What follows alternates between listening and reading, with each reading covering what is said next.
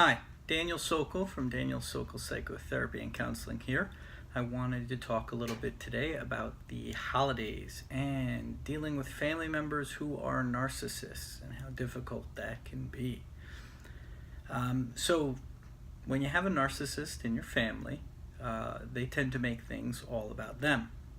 And it can be really stressful when you're thinking about wanting to celebrate with family and be with family, that you have to have your guard up, that you're walking on eggshells, and you have to be very cautious that you don't get frustrated when you want to be spending time with family and having fun, especially if there's a person in your family that can be really conflict oriented or really stress inducing, and it's hard to kind of keep your cool when you're just trying to enjoy being around with family. One of the best examples I have of a narcissist at holidays was a person whose mom basically wanted to make the Christmas dinner about her. And the joke from one of my patients was that this mom basically tried to steal Christmas from Jesus Christ and make it about her. And that really takes away from why people get together on holidays, why people want to be with family on holidays, and it makes people want to avoid even attending holidays. Some tips and tricks to deal with and tolerate someone who can be really difficult and kind of make it all about them and cause a lot of stress are: 1, setting good boundaries for yourself and for them. Now, for yourself, knowing when you need to leave a room, knowing when you kind of need to take a little break outside or go cool off in a different area of wherever the holiday meal is, or having a code word or something like that you have for someone else, like, oh, I've got to go check a phone call, and go somewhere and maybe check your email or go on your phone for a few minutes to escape, or just deep breathe, which is okay too. I don't want to promote overusing your cell phones.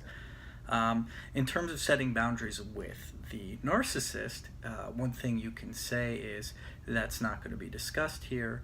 You can say, if you continue, I will leave the table, and when you're ready for me to come back, I'll come back, or that kind of discussion won't be tolerated. So key phrases you want to do to set limits: be assertive, not aggressive, not flipping a table and running off, or screaming and yelling that they ruin every holiday and running off, but setting a boundary, an assertive boundary. In terms of dealing with holidays and getting yourself to attend when you really don't want to, you can remind yourself why you go to holidays. If you have kids, it's so they can enjoy time with family, and so you can enjoy time with family if you're a parent or a family member. It could also just be that getting together is tradition and you just do it. I had a patient whose grandfather was a Holocaust survivor and very much an atheist, but still celebrated all the holidays. And when their grandchild asked them, they said very clearly, well, this is tradition. We do it every year and it's important we maintain it, even if we're not sure why. So I always like that, not for its atheist values, but for the fact that tradition is there for something important that we continue to do, that we maintain, because it gives us connection with family.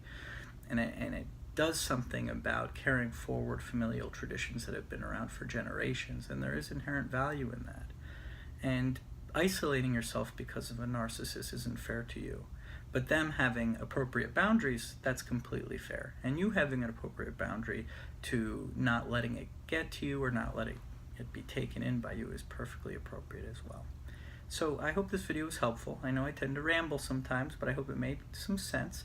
And I hope you have a great holidays, and I hope you appreciated this video, and you can show your appreciation by sending me a message at my email, danielsokal@gmail.com, or by sharing and liking. Thank you again. Take care.